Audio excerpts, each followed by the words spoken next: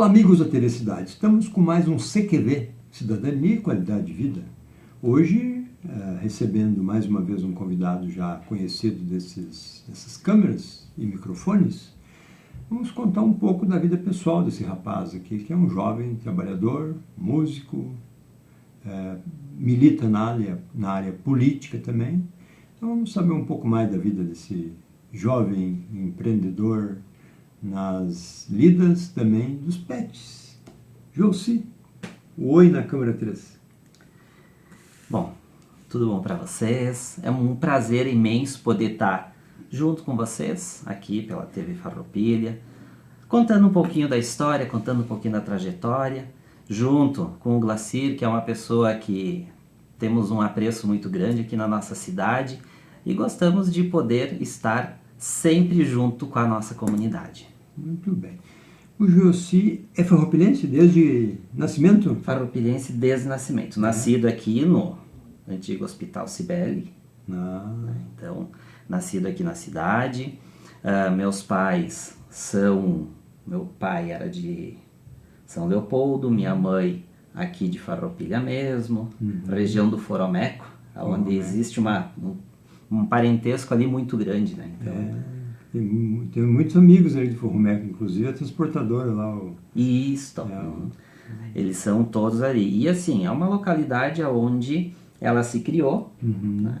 Depois disso vieram morar em Linha Machadinho, então constituíram todo o restante da família. Por parte de minha mãe, a família é grande, né? São 12 irmãos. É normal na época? Sim, era normal ter uma família grande. E por parte do pai, eles eram em 8, né? Mais um, meu falecido pai também, junto com eles, né? E sempre foram famílias assim que nós sempre fomos muito unidos, né? A família sempre foi muito unida. A família sempre foi uma base, tanto para mim quanto para minha própria família. Sempre foi uma família junto, né? Não foi uma família assim que tem algumas brigas, alguma divergência. Divergência sempre tem. Isso aí. Nos domingos tomam uma cerveja a mais, daí puxa o futebol. Mas sempre teve o entrosamento entre eles, né? Então, assim, sempre foi uma coisa muito legal. E eu, natural aqui do nosso município, né? E o pai é natural de São Leopoldo, e qual era a profissão do pai? O meu pai, ele trabalhou em muitas áreas. Ele trabalhou em olaria, ele trabalhou no antigo Friapel. Né? O último trabalho que ele estava fazendo era na Dorigon. Isso, ele trabalhava. Mas nas horas vagas era o quê? E nas horas vagas não deixava o violão dele de lado. Né? Sempre tocando, sempre fazendo as serenatas dele. Sempre muito legal, sempre gostei disso. Nas horas vagas também meu pai era o meu companheiro para pescarias. Legal. A gente ia aqui no Burati fazer pescarias no rio, aqui debaixo de Linha Machadinho, quando tinha condições, tá? Andava a pescar? Ia pescar, ficava com ele assim. E assim, era uma pessoa que sempre foi um baita pai, tá? E sempre foi um amigo. Que legal. Sempre foi. Será que esse violeiro aí tocava lá na tua infância? Não é aí que despertou em ti a música? Sim. Eu sempre quis aprender a tocar violão. Sempre quis. Sempre ele tentava me ensinar, só que ele tinha... a forma dele era uma forma diferente, era aquela forma mais rígida, um pouco mais dura, né? Normal. Então ele me ensinava um pouquinho, via que não dava resultado. Desistia naquele momento. Né? E aí foi. E eles compraram, meu pai e minha mãe me compraram um teclado. Opa! E aí, então o pai já era bem de vida. Sim. Não, fizeram prestações, né, carnezinho, na Lojas Colombo ainda. Né, compraram... Um teclado não era barato, né? Não era barato. Né? Com que idade tu ganhou um teclado? Eu tava com 11 anos, 10, 11 anos, uma coisa assim. Né? E aí eles me compraram esse teclado e ali eu comecei. E o meu início na música foi junto com meu pai. Ele tirava as músicas, tirava toda essa parte musical sempre de ouvido. Era bom de ouvido. Os antigos é por aí, né? Dificilmente um antigo assim de músico, ele estudava música. Sim. Né? E aí ele tocou em conjuntos, aqui em Farroupilha existia na época que ele tocava ele tinha os Amigos do Luar, que era ele, o Januário, o Teixeirinha, o Zecão, né? O pessoal ali do Turma da antiga, José, né? isso, todos eles. Aí tinha o Farroupilha Som, que ele também ajudava, tocava de vez em quando.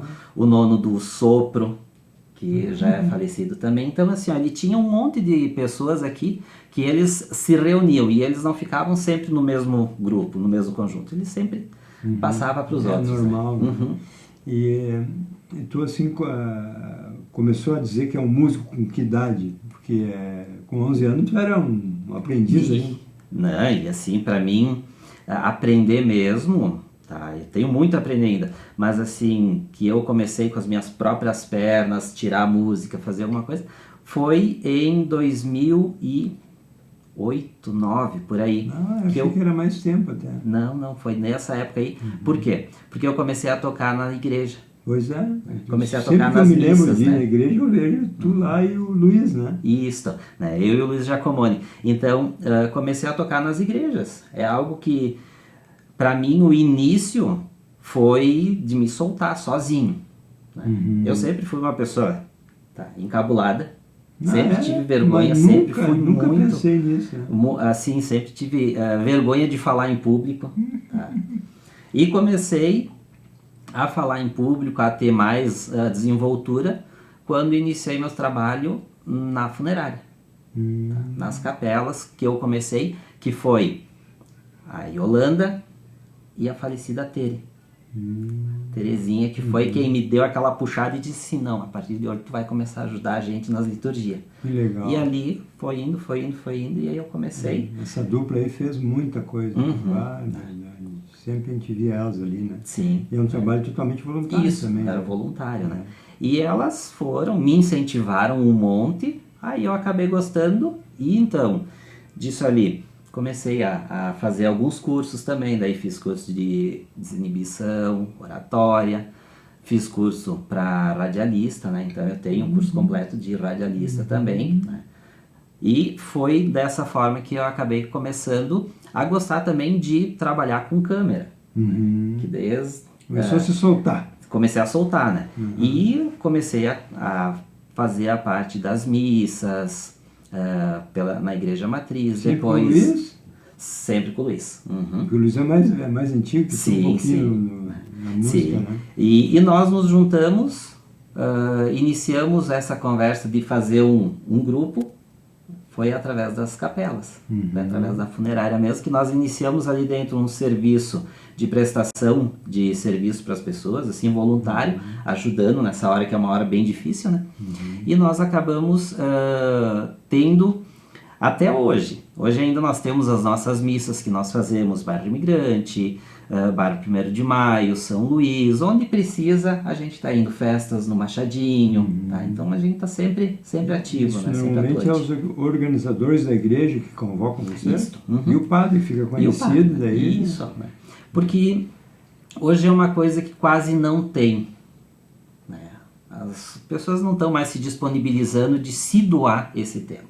A juventude, o pessoal mais novo, também não quer saber de pegar esse compromisso de ter que ir para uma missa no final de semana, 8 horas da manhã, 7 horas da manhã, 7 horas da tarde, e assim, não tem mais esse comprometimento. Né?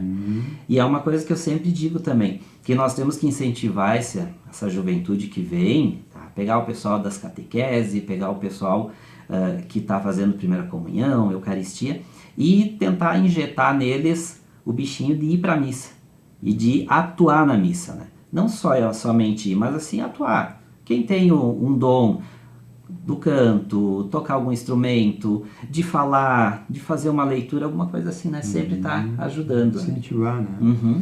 Eu nunca fui muito praticante, né? Mas todas as minhas filhas fizeram todas as fases ali de catequese, primeira comunhão, batismo, depois como é que chama o padrinho?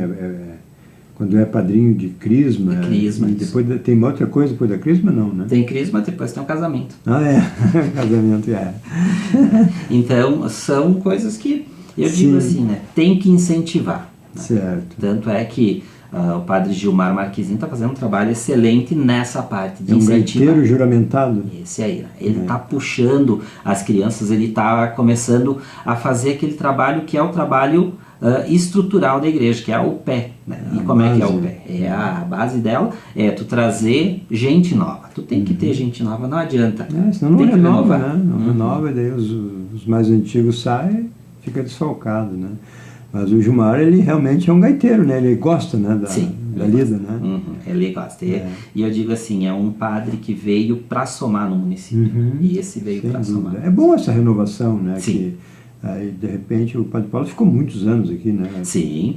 Fez um trabalho excelente, Normal, trabalhou, né? só que aquela, né? Tu fica muito tempo, tu acaba começando a criar os vícios, né? Normal. Então, acaba fazendo um trabalho e esquecendo de fazer uma outra parte. E então é bom essa renovação por isso, porque ele acaba trazendo um ar novo, né? A própria Mitra se mexe, né? Justamente por isso, que nem gerente de banco, mais ou menos igual. E nessa fase, assim, tu trabalhou muito tempo também na Fórmula, no grupo Fórmula, né? Iniciei meus trabalhos com um dos meus irmãos em uma malharia. É o teu primeiro emprego? Meu primeiro emprego foi numa malharia. Eu estava com 16 anos. Então comecei com ele na malharia. Depois disso fui para outra confecção. Em 98 iniciei meus trabalhos na Trombini, papel e embalagens. Fiquei 2 anos na Trombini. Da moda para embalagem. Da moda para embalagem. Daí depois da embalagem para a CRD Mentes. Foi vendedor também? Vendedor, trabalhando junto com o Moacir Zene, era o meu gerente na época. Logo que abriu a loja?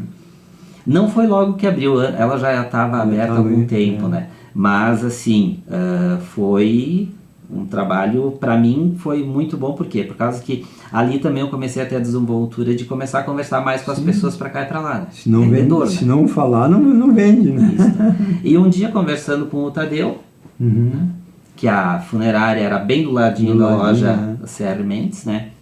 Então, e aí nós conversando, e eu disse pro Tadeu, a hora que abrir uma vaga, me dá um grito que eu tenho vontade de trabalhar com vocês. 2 semanas depois ele me disse, tua vontade ainda tá de pé. E eu abracei a bronca. Então, fiquei 10 anos. Ali, direto aqui? Direto aqui em Farroupilha, né?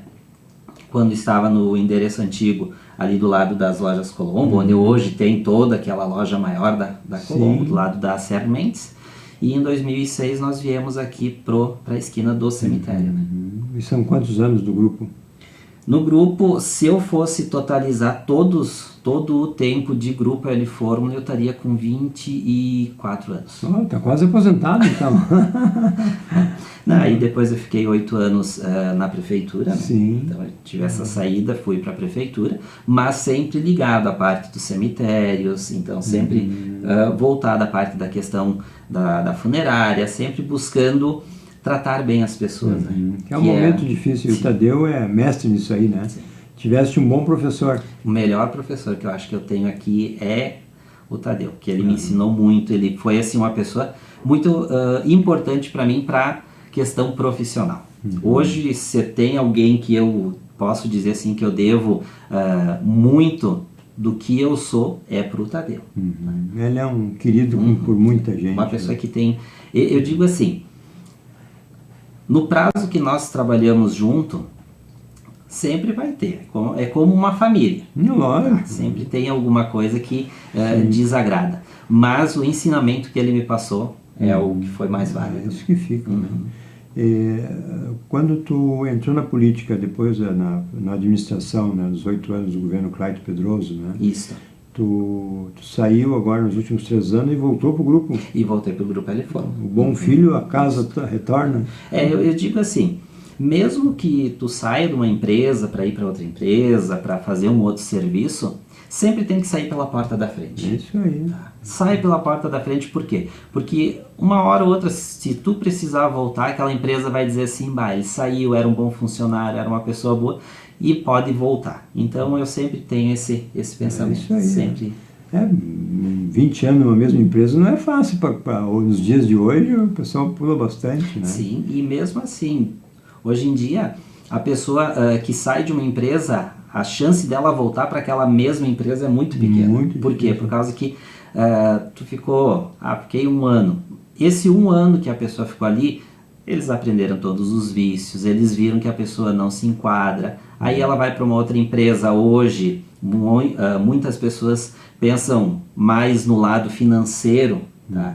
Então fazem alguma coisa dentro da empresa e tentam depois colocar na justiça. Então tem toda essa parte ali que as empresas hoje elas julgam, elas ficam vendo a tua ficha corrida, como é que tu é. Então vale muito a pena a pessoa sai, beleza, saiu de boas, dá o seu melhor sempre, mas quando tem que sair, acaba saindo, e depois, se precisar voltar, tem como ter esse retorno. É um exemplo, né? E qual foi a tua motivação de entrar na política ali? Porque lá em 2012 tu fosse candidato já, Sim, né? Isso, eu fui pelo Democratas, né, iniciei pelo Democratas. O que eu mais vejo na política, assim, é que é uma forma que tu tem para influenciar na vida das outras pessoas. Tá? Se tu quer ajudar, tu tem que sair de trás, só ficar nos bastidores, só ficar reclamando, só ficar dizendo, malita errada ali, não tá certo, nós temos que ver uma mudança, nós temos... Então, assim, corre atrás e faz.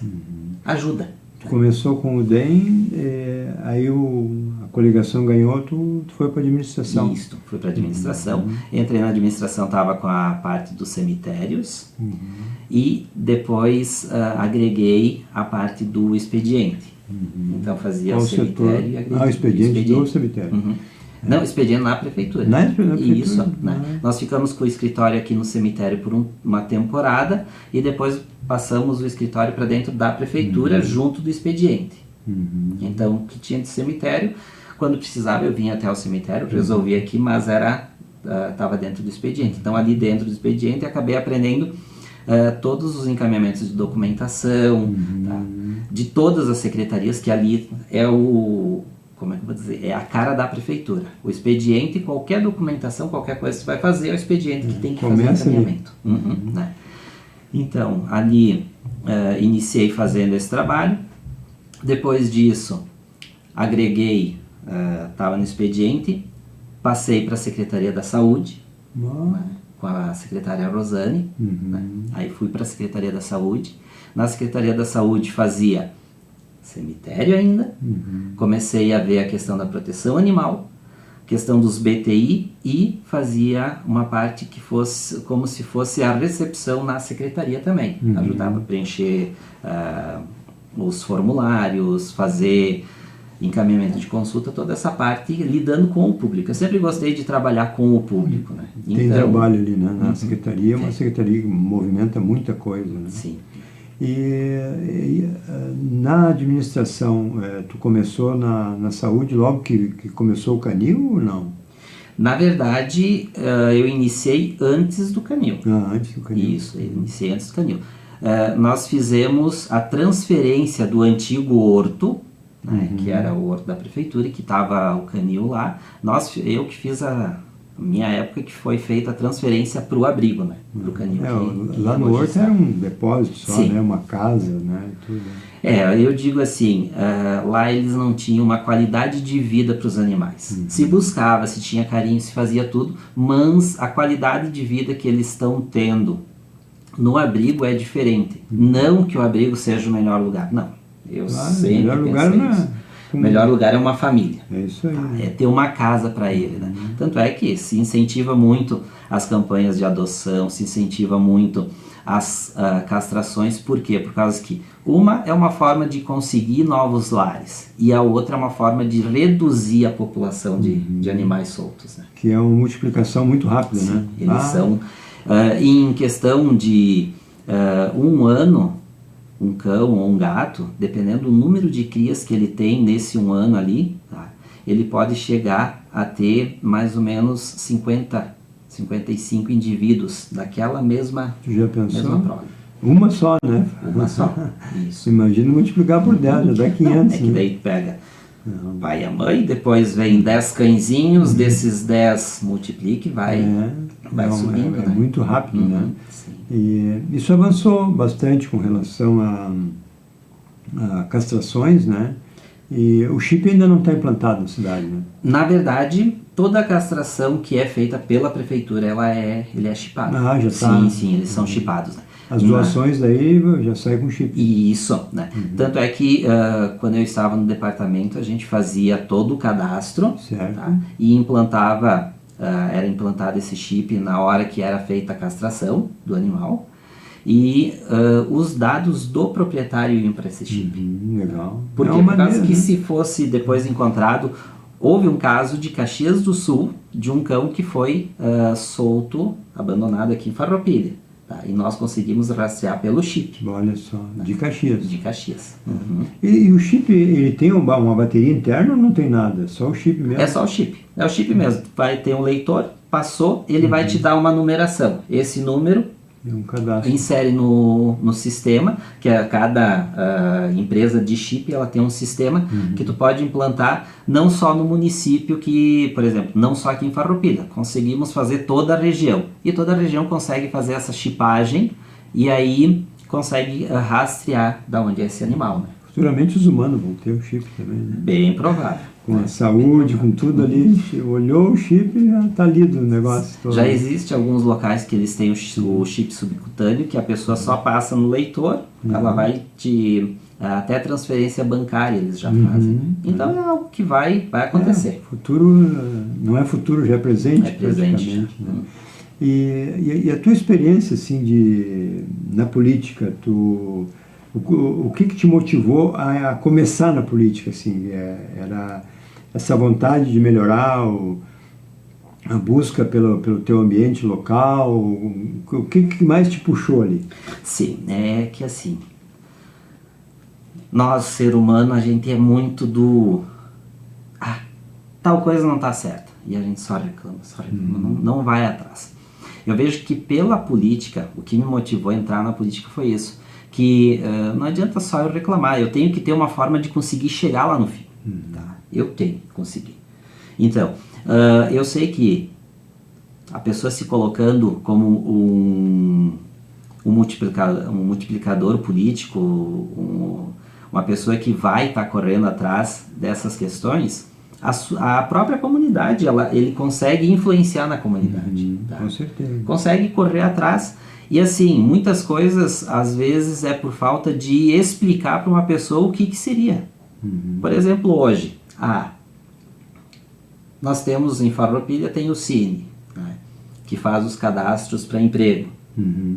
Tem muita gente que não sabe o que tem de emprego, como é que se procura, como é que faz. Então, tu sendo alguém não está envolvido na política, mas tu acaba conseguindo... eu sempre tive esse pensamento, questão da proteção animal. Não adianta nós termos só a proteção animal como o carro-chefe, né? Só aquela bandeira. Nós temos que ver todo o entorno. Tá? Porque muitas vezes uma situação de maus tratos não é porque o dono está fazendo aquela situação, ele sabe que ele está ciente do que ele está fazendo. Às vezes ele não tem alimentação para ele. Então como é que tu vai querer que ele dê uma alimentação de qualidade para o animal? Não tem como. Então, e o agente político, ele consegue trabalhar em cima disso. Ele consegue uma ação social, ou mesmo como um vereador, ele consegue ir atrás e buscar, dizer assim, bom, vamos fazer uma lei, por exemplo, Farroupilha, vamos fazer uma lei do Dia Municipal do Protetor Independente. Tá? Isso foi uma das leis que eu consegui, na minha curta passagem na Câmara de Vereadores, eu consegui implementar, né, essa lei. Mas aí tem gente que vai dizer, mas é só um dia. Sim, mas é um dia, mas é que ele vem valorizar aquelas pessoas que estão no dia a dia cuidando dos animais. Não, chama atenção, né? Cuidando, né? Então, isso é valorizar as pessoas. Né? Que eu tenho muito, eu sempre tive esse pensamento de ajudar as pessoas, mas não aquela coisa de dar o peixe, ajudar ele a pescar, ensinar ele a pescar. É mais duradouro, né? Porque a ajuda é só instantânea. E depois assim, hoje em dia existe bolsa para tudo. E ao invés de as pessoas ficar só na questão da bolsa, elas podem procurar alguma coisa para si. Crescer, né? Receber uma bolsa, eu digo assim, pode receber, tem que ter essa ajuda do governo para poder se autossustentar, para ter essa sustentabilidade, mas assim, eu vejo que seria por uma faixa de tempo e depois a pessoa inicia um trabalho, né? Com certeza, né? Senão não cresce, né? Fica sempre naquela dependência, né? Sempre na dependência. E os pets, como é que entrou na tua vida? Desde pequeno tu sempre acompanhou? Sim. Como é que foi isso? Eu morei com a minha avó no interior. Então lá ela tinha criação de frango, criação de porco, vaca, tudo. E assim, a coisa que eu mais gostava era poder estar no meio dos bichos. Gostava, sabe? Assim, sempre gostei. Cachorro, gato, ela sempre teve um monte de animais, né? Então eu sempre gostei. E quando vim, daí saí da casa deles, vim morar na cidade, e sempre tava com cachorrinho, sempre. Não podia ver cachorro na rua. Meu pai sempre me falava, né, que quando eu via um cachorrinho já queria levar para casa. Então sempre tive esse cuidado, sempre gostei de animais. Né? E sempre ajudei em algumas campanhas, hospedagem, sempre tive essa ajuda com a proteção animal, mas nunca me envolvi 100%. Nunca disse assim, não, é uma causa que eu vou puxar para mim e vou 100% em cima dela. Não, eu sempre tive envolvido nos bastidores. Tá? Sempre nos bastidores. E quando eu estava dentro da prefeitura, que fui convidado para essa questão da proteção animal, que a secretária Rosane, na época o prefeito era o Clayton, eles me conversaram e me disseram, Jussi, tem proteção animal, nós não temos ninguém que teria a desenvoltura para poder assumir, tá? Não tem ninguém que tenha a desenvoltura e não tem ninguém que queira assumir 100%. Por quê? Por causa que Imagina, eu digo, é um setor assim, ele é muito cobrado. Muito. Ele é muito cobrado, por quê? Por causa que nós, hoje em dia, todo mundo quase, é muito poucas famílias que tenham um pet. Tá? Que não tem. Né? Todas as famílias quase têm. Tá? Então, essas famílias, sempre é aquela. Sempre precisa de um médico veterinário, sempre vai precisar de um medicamento, sempre vai precisar de uma consulta. E eu vejo que o ente público, ele tem ferramentas para poder auxiliar nessa parte. Ele tem ferramentas para auxiliar na questão do particular, do cãozinho que a pessoa tem em casa, e também na questão da pessoa que é de baixa renda, que necessita, essa sim necessita. Tanto é que na época que nós assumimos, existia castrações, mas eram poucas ainda, assim não tinha. Depois disso, então, assumi o Departamento de Controle e Proteção Animal, então fiquei com o departamento, os cemitérios continuaram junto comigo, e a parte dos BTI do interior, né, para o combate aos simulídeos, ao borrachudo. Né. Então, eu ajudava o Márcio a fazer toda a coleta de informações, o rastreamento, o treinamento no interior, sempre fazendo. Márcio Gilding? Não, Márcio do Amaral. Isso. É um menino que ainda hoje está fazendo esse serviço. Legal. Né? Ele ainda hoje ele faz. Então, sempre foram esses três setores que eu tive dentro da prefeitura. E sempre consegui conciliar os setores, por quê? Porque eu sempre não tinha final de semana. Eu me impus essa de não ter final de semana. Tanto é que uma vez eu achei engraçado que uma pessoa ligou, uma senhora, era um domingo, ela ligou e ela me disse assim, como é que tu atendeu o telefone? Aí eu disse, não, por quê? O que a senhora precisaria? Ela disse, não, tu é funcionário da prefeitura e atendeu o telefone no final de semana. Eu disse, não, eu não tenho horário, qualquer horário que a senhora ligar eu vou atender. E era sobre um cachorrinho que tinha sido atropelado, né? Então, sempre teve isso e sempre teve essa dedicação. Eu sempre me dediquei ao mais, tá? Que é uma coisa que eu aprendi quando comecei a trabalhar nas capelas, que existia o sobreaviso, tá? E qualquer horário tinha que estar pronto. E eu levei isso para o meu dia a dia. Hoje também, se nós estamos aqui, mas logo depois da nossa conversa, eu vou olhar o celular. E eu sei que vai ter alguém pedindo alguma ajuda para a questão animal, tá? Que hoje em dia, sempre, todos os dias eu recebo 5, 6, 10 ligações pedindo auxílio. Né? Tava na área, né? Sim. Daí ficou conhecido, né? E gosto de poder fazer esse auxílio. Eu sempre digo assim para as pessoas que elas podem me ligar. Por quê? Por causa que eu gosto de poder ajudar. Muito bom.